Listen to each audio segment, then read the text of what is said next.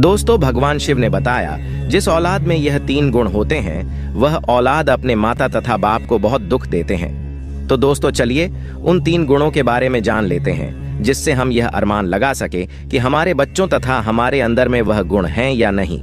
एक बार की बात है, वेद मुनि नरद पृथ्वी लोक का भ्रमण करके आकाश होते हुए भगवान शिव के पास जाते हैं।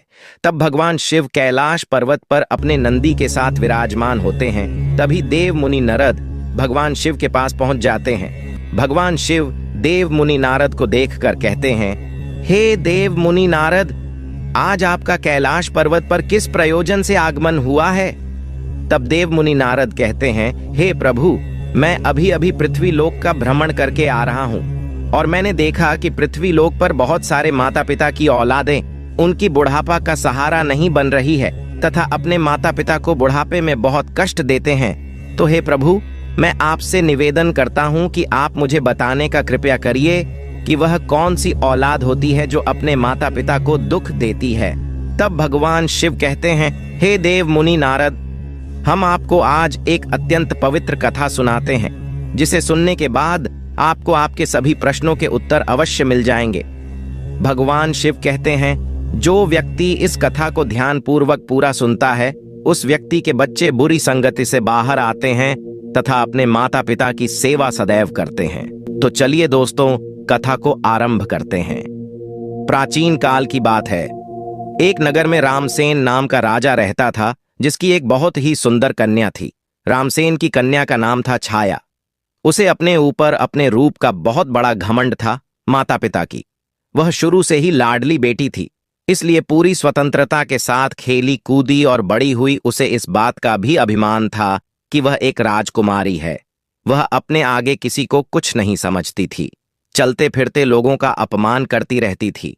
भगवान शिव कहते हैं, हे देव मुनि नारद, हर व्यक्ति को बेटा हो या बेटी जरूरत से अधिक स्वतंत्रता उन्हें बिगाड़ देती है और उन्हें बिगाड़ने में सबसे बड़ा योगदान उनके माता पिता का ही रहता है। बच्चे यदि मनमानी करने लगे तो माँ बाप को उनकी तरफदारी नहीं करनी चाहिए बल्कि उनकी गलती पर उन्हें समझाना चाहिए। जरूरत पड़े तो डांट फटकार भी लगानी चाहिए और बच्चे भी आपकी बात तभी मानेंगे जब आपने उन्हें बचपन से समझाया होगा, उनकी हर एक गतिविधि पर नजर रखी होगी, उन्हें आदर्श का पाठ पढ़ाया होगा, उन्हें संस्कारों से सींचा होगा। यदि माता पिता ने ऐसा नहीं किया है तो औलाद के बड़े होने पर आप उन्हें दंडित करके भी नहीं सुधार सकते। तब तो आपका समझाना भी उनको तीर की बाण की भांति चुभेगा, वह आपके वश से बाहर हो जाएंगे। भगवान शिव आगे कहते हैं, है देव मुनि नारद, राजा रामसेन की कन्या के लिए जो भी रिश्ता आता तो वह अपने दुष्ट स्वभाव के चलते वह उसे लौटा देती थी। उसके लिए ना जाने कितने रिश्ते आए और उसने सबको अपमानित करके उनकी हंसी उड़ाते हुए वहां से वापस कर देती थी। राजा भी बेटी की इन हरकतों से बहुत परेशान हो चुका था। एक दिन राजा ने बेटी छाया के लिए अपने राज्य में एक वैंग का आयोजन किया। कई जगह के राजकुमार राजा महाराजा स्वयंवर में भाग लेने के लिए आए। सारे राजा महाराजा आकर अपने अपने आसन पर बैठ गए। उधर राजकुमारी छाया हाथ में माला लेकर अपनी सहेलियों के साथ राज दरबार में जा रही थी। छाया अपनी सुंदरता के घमंड में भरी हुई थी।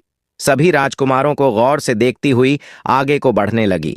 वह जिस भी राजकुमार के सामने पहुंचती थी उसी की किसी न किसी बात पर खिल्ली उड़ाती और आगे बढ़ जाती। सभा के बीच राजकुमारी की बातों से अपमानित होकर वह राजकुमार राजसभा से उठकर चले जाते। राजकुमारी एक मोटे से राजकुमार के सामने पहुंची। वह उस मोटे राजकुमार की हंसी उड़ाती हुई अपनी सहेलियों से बोली, हे सहेली, देखो तो इन महाशय को इनका शरीर कैसा लग रहा है, जैसे किसी ने आटे का बोरा रख दिया हो। उसके शरीर की बनावट पर वह काफी देर तक हंसी उड़ती रही। वह राजकुमार राजकुमारी की बातों से लज्जित होकर दरबार से चला गया। इसी तरह राजकुमारी फिर अगले राजकुमार के पास पहुंच गई। वह राजकुमार देखने में कुछ लंबा था। राजकुमारी छाया ने अपने कटु शब्दों से उसे भी खूब अपमानित कहने लगी। देखो सहेली, यह तो कोई खंबा मालूम पड़ता है, इसे तो किसी चौराहे पर खड़ा करके इसके ऊपर मशाल लानी चाहिए। राजकुमारी के अपशब्दों से पीड़ित होकर वह भी मुंह बनाता हुआ वहां से चला गया। एक राजकुमार की तो काफी बड़ी दाढ़ी थी। उसे देखकर राजकुमारी ठहाके भार कर हंसती हुई बोली, अरे सहेली, हमारे पिता ने तो स्वयंवर में लंबी दाढ़ी वाले बकरों को भी बुला लिया है। इसे तो मेरी जूती भी विवाह ना करें। दोस्तों, राजकुमारी उसके रंग रूप और दाढ़ी की खूब खिल्ली उड़ाती रही, परंतु उस दाढ़ी वाले राजकुमार ने राजकुमारी के लज्जित करने पर तनिक भी बुरा नहीं माना, क्योंकि वह राजकुमारी को अपना दिल दे बैठा था। वह भी दरबार से उठकर चला गया। दोस्तों, अब तो एक एक करके राजकुमारी ने सारे राजकुमारों को बेइज्जत करके नापसंद कर दिया। यह बात छाया के पिता रामसेन को बहुत बुरी लगी। राजा साहब सोचने लगे, इस लड़की ने तो हमारे दरबार में आए हुए हमारे सारे मेहमानों को बेइज्जत किया है। इस लड़की को इसकी दुष्टता का दंड अवश्य मिलेगा। गुस्से में राजा ने भरे दरबार में यह घोषणा कर दी कि भाइयों, मैं अपनी बेटी की ऐसी हरकत के लिए आप सबसे क्षमा मांगता हूं, पर आज मैं सबके सामने यह घोषणा करता हूं कि इस कन्या का विवाह अब मैं किसी राजकुमार से न करके किसी भिखारी के साथ करूंगा, जो रोज भीख मांगकर ही अपना पेट पालता होगा, और उसके साथ रहकर यह भी भीख मांगकर खाएगी तो इसे अपनी करनी पर पछतावा जरूर होगा। राजा की ऐसी घोषणा सुनकर दरबार में बैठे सभी राजकुमारों ने राजा की बहुत प्रशंसा करी। सभी कहने लगे कि राजा साहब, ऐसी असभ्य असंस्कारी कन्या के साथ ऐसा ही होना चाहिए। इतना कहकर वह सब राजकुमार राजा के दरबार से चले गए। तभी वहां से एक भजन गाता हुआ भिखारी गुजरा। भिखारी की आवाज सुनकर राजा ने अपने नौकर को भेजकर उस भिखारी को अपने दरबार में बुला लिया। उस भिखारी की बहुत ही दयनीय दशा थी। मैले कुचले फटे पुराने वस्त्र पहने था, उसके हाथ में एक लठ थी, लंबी सी दाढ़ी थी। भिखारी राजा के सामने जाकर खड़ा हो गया और अपनी मधुर आवाज में कुछ गीत गुनगुनाने लगा। भिखारी का मधुर गीत सुनकर राजा बहुत प्रसन्न हुआ। प्रसन्न होकर राजा ने भिखारी से कहा, हम तुम्हें इनाम के रूप में मैं अपनी बेटी सौंप रहे हूं। आज से यह तुम्हारी पत्नी है। तुम इसे अपने साथ ले जाओ और जैसे भी रूखा सूखा बन पड़े स्वयं खाना और इसको भी खिलाना। दोस्तों, अपने पिता रामसेन का ऐसा कठोर निर्णय सुनकर छाया बहुत दुखी थी कि उसके पिता ने यह क्या कर डाला। पहले तो उसने भिखारी के साथ जाने से साफ इनकार किया, पर राजा का ऐसा ही आदेश था, इसीलिए उसे विवश होकर भिखारी के साथ जाना पड़ा। राजा ने कहा, बेटी, तुमने किसी राजघराने में जाने का अधिकार पूरी तरह से खो दिया है। अब से यह भिखारी ही तुम्हारा पति है। इसी के साथ तुम्हें अपना जीवन बिताना पड़ेगा। अगर तुमने इसे धोखा दिया या इसका साथ छोड़ा तो तुम्हें मृत्युदंड भी दिया जा सकता है। दोस्तों, राजा ने छाया का विवाह उस भिखारी से कराने के बाद उसे अपने घर से विदा कर दिया। छाया रोती चिल्लाती छाती पीटती हुई भिखारी के साथ चली गई। भिखारी उसे लेकर खुशी खुशी एक जंगल में लेकर चला गया। उसे जंगल में उसका एक अत्यंत सुंदर कुटिया थी। उसे कुटिया के पास में वह भिखारी एक आम का पेड़ लगाया था। उसे पेड़ पर बहुत सारे आम पड़े और पके हुए थे। तब राजकुमारी ने बाहर जाकर देखा तो एक बहुत बड़ा और सुंदर खेत है। छाया ने उस भिखारी से पूछा कि यह खेत किसका है? तो भिखारी ने जवाब दिया कि हे राजकुमारी, मैंने ऐसा सुना है कि यह खेत उसी दाढ़ी वाले राजकुमार का है जिसे तुमने अपने स्वयंवर में दाढ़ी वाला बकरा कहकर अपमानित किया था। पर आपका दुर्भाग्य देखिए, और बदकिस्मती से मैं भी आपको उसी दाढ़ी वाले की तरह लंबी दाढ़ी वाला मिला हूं। अगर तुम उस दाढ़ी वाले से विवाह कर लेती तो आज इस खेत की तुम स्वयं मालकिन होती। पर अब पछताने से कोई फायदा नहीं है। अब तो तुम्हें मुझ जैसे भिखारी के साथ ही जिंदगी भर रहना है। दोस्तों, फिर कुछ दूर आगे चलने पर राजकुमारी छाया को सुंदर फल फूलों से लदा हुआ एक बाग दिखाई दिया। छाया ने कहा, थोड़ी देर इस बाग में ठहर कर विश्राम कर लेते हैं। यह बाग किसका है? बड़ा ही सुंदर है। भिखारी ने उत्तर दिया, राजकुमारी जी, यह बाग भी उसी दाढ़ी वाले बकरे का है जिसका तुमने अपमान किया था। इसलिए अति शीघ्र विश्राम करके यहां से निकल चलो, वरना वह दाढ़ी वाले राजकुमार को पता चल गया तो वह हमें अपमानित करके भगा देगा। सोचो, अगर तुम उससे विवाह कर लेती तो यह बाग भी तुम्हारा होता और मुझ भिखारी के साथ तुम्हें नहीं आना पड़ता, पर तुम्हारा घमंड ही तुम्हें यहां ले आया है। तब दोस्तों, भगवान शिव देव मुनि नारद से कहते हैं। इस प्रकार वह बातें करते हुए दोनों आगे को बढ़ते हुए चले गए।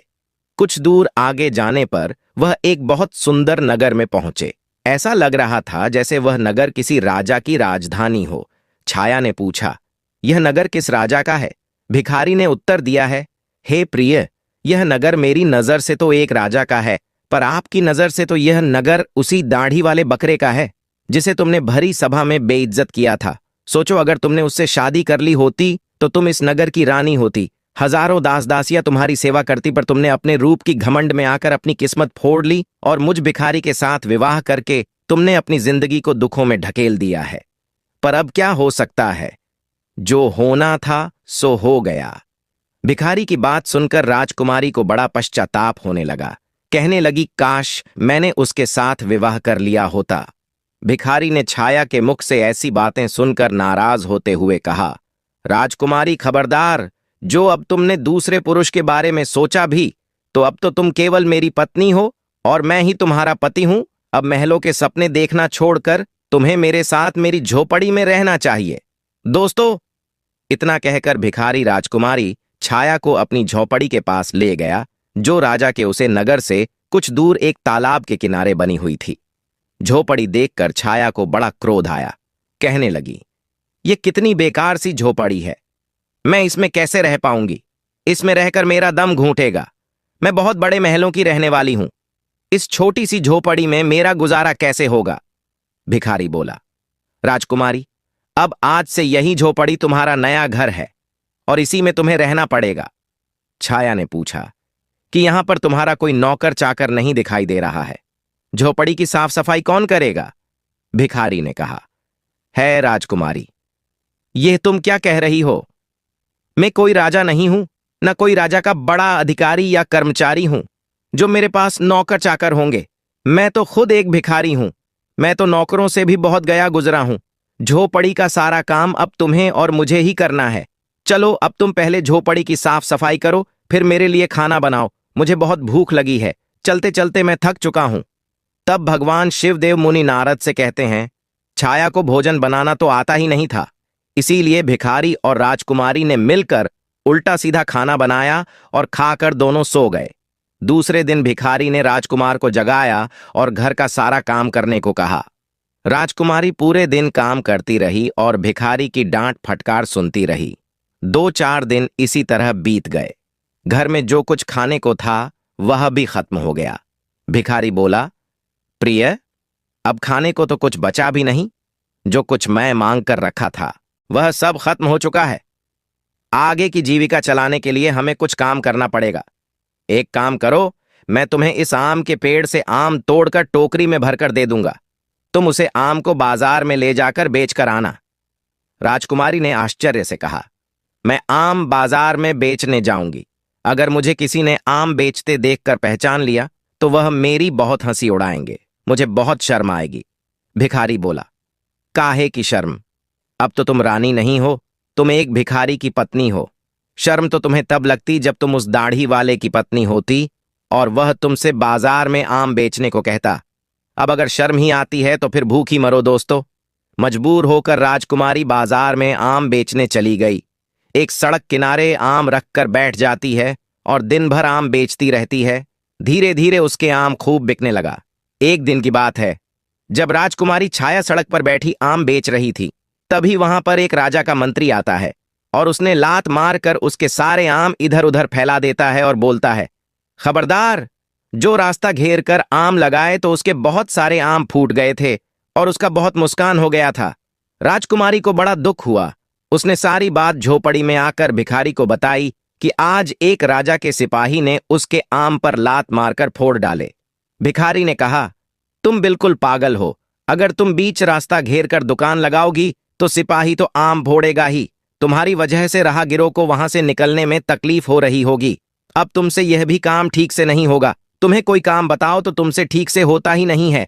अब मैं जा रहा हूं और तुम्हारे लिए कोई और काम तलाश कराऊंगा। भिखारी गया और राजा के एक बड़े अधिकारी के यहाँ रसोइये का काम तलाश आया और छाया से कहा कि मैंने तुम्हारे काम की व्यवस्था कर दी है। कल से तुम राज्य कर्मचारी की रसोई में जाया करोगी और वहां के रसोइये के साथ मिलकर खाना बनाना है। वहां से हमें खाने के लिए अच्छा भोजन भी मिलता रहेगा।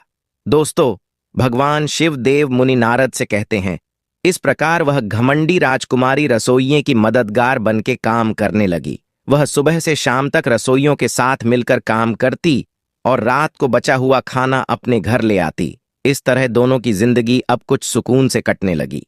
एक दिन की बात है छाया रसोई में काम कर रही थी, तभी उसने खिड़की से झांक कर देखा तो वहां राजा के महल में कुछ उत्सव होने वाला था। पूरा राजमहल सजाया हुआ था। बड़े बड़े मेहमान आ रहे थे। नौकर चाकर उनका स्वागत कर रहे थे। महल में बड़ी धूमधाम थी। राजकुमारी वह सब देखकर अपनी किस्मत को कोस रही थी, अपनी किस्मत पर आंसू बहा रही थी और सोच रही थी कि काश मैं भी इतनी घमंडी नहीं होती तो मुझे यह दिन देखने को नहीं मिलता। वह वहां खड़ी खड़ी सोच रही थी, तभी वहां दो दासियां आती हैं और कुछ खाने का सामान उसकी टोकरी में रखकर चली जाती हैं। राजकुमारी टोकरी को लेकर अपने घर को लौटने लगी। अभी वह दरवाजे से निकली ही थी, तभी सामने से एक राजसी पोशाक पहने एक पुरुष ने आकर उसे रोक लिया। देखने में वह वहां का राजा महाराजा मालूम पड़ रहा था। राजकुमारी ने जब उसके चेहरे को देखा तो वह डर के मारे कांपने लगी, क्योंकि वह राजा वही दाढ़ी वाला था जिसको छाया ने अपने यहां दाढ़ी वाला बकरा कहकर अपमानित किया था। राजा ने राजकुमारी से कुछ नहीं कहा, बल्कि वह उसे उसका हाथ पकड़कर दरबार में लेकर पहुंचा, जहां तमाम मेहमान लोग बैठे हुए थे। वहां की भव्यता को देखकर घबराहट में राजकुमारी के हाथ पैर कांपने लगे। उसके हाथ से टोकरी छूटकर जमीन पर गिर पड़ी। टोकरी में रखा हुआ खाना जमीन पर गिरकर इधर उधर बिखर गया। राजकुमारी बहुत उदास हो गई। दरबार में बैठे हुए मेहमान यह देखकर जोर जोर से हंस पड़े। अपने ऊपर सबको हंसता देखकर छाया घुटन से मरी जा रही थी। उसे ऐसा लग रहा था कि अभी धरती फट जाए और मैं उसमें समा जाऊं। उसने राजा से अपना हाथ छुड़ाया और वहां से भाग जाना चाहती थी। राजा ने उसे रोकते हुए कहा, राजकुमारी, घबराओ मत। तुम्हारे साथ कोई अभद्रता का व्यवहार नहीं होगा, बल्कि तुम्हें मैं यहां सम्मानित करने के लिए लाया हूं। मैं वही तुम्हारा भिखारी पति हूं जो तुम्हारे साथ झोपड़ी में रहता था, और मैं वही सिपाही हूं जिसने तुम्हारे आम को फोड़े थे। मैं ही यहां का राजा हूं और वही दाढ़ी वाला बकरा हूं। मैंने तुम्हारे साथ भिखारी बनकर विवाह इसलिए किया था क्योंकि मैं तुम्हें चाहता था, और तुम्हारे पिता की प्रतिज्ञा को ध्यान में रखाते हुए मुझे भिखारी की वेशभूषा बनानी पड़ी। मैंने भिखारी बनकर तो तुमसे विवाह कर लिया। अब तुम्हारा घमंड भी नष्ट हो चुका है। इतने सारे मेहमान हमारे स्वागत में आए हैं, अब मैं तुमसे सम्मान पूर्वक विवाह करूंगा। फिर भगवान शिव देव मुनि नारद से कहते हैं। यह सुनकर राजकुमारी को बड़ी प्रसन्नता हुई। खुशी में उसकी आंखें आंसुओं से भर गईं। अब तो दासियां आई और उसे दुल्हन के नए जोड़े में सजाकर लाई। दरबार में छाया के माता पिता भी मौजूद थे। सबने राजकुमारी को खूब आशीर्वाद दिया और राजा के साथ समस्त मेहमान की उपस्थिति में उसका विवाह हुआ। उसका सारा गुरूर उतर चुका था। वह पूरी तरह से बदल चुकी थी। उसने जिंदगी जीने का तरीका सीख लिया था। दोस्तों, तब भगवान शिव देव मुनि नारद से कहते हैं, हे देव मुनि नारद, अत्यंत सुख सुविधा में पलकर मनुष्य उन अनुभवों से, उन संस्कारों से अपरिचित रह जाता है जो उसके जीवन में आगे बहुत कष्टदायी होता है। भगवान शिव कहते हैं, इसीलिए मनुष्य को कभी भी किसी बात का घमंड नहीं करना चाहिए। परमात्मा जब तुम्हें किसी एक गुण से संपन्न बनाता है तो बाकी कई गुणों से खाली रखता है, ताकि तुम्हें जब भी कभी अभिमान हो तो तुम्हें उसका सबक मिल सके। इस प्रकार राजकुमारी उसी दाढ़ी वाले पति के साथ बड़े आनंद से रानी की तरह जीवन व्यक्तित्व करने लगी। और इस प्रकार से भगवान शिव ने बताया, जिसकी औलाद अपने मनमानी करती है तथा अपनी माता पिता का अपमान करते हैं और उनकी बात को नहीं मानते हैं, ऐसी औलाद सदैव मुसीबत से घिरे रहते हैं। उम्मीद करता हूं आप लोगों को यह कथा पसंद आई होगी। अगर दोस्तों पसंद आई हो तो वीडियो को लाइक करके कमेंट बॉक्स में हर हर महादेव अवश्य लिख दीजिएगा। दोस्तों, वीडियो को पूरा देखने के लिए आप लोगों का धन्यवाद।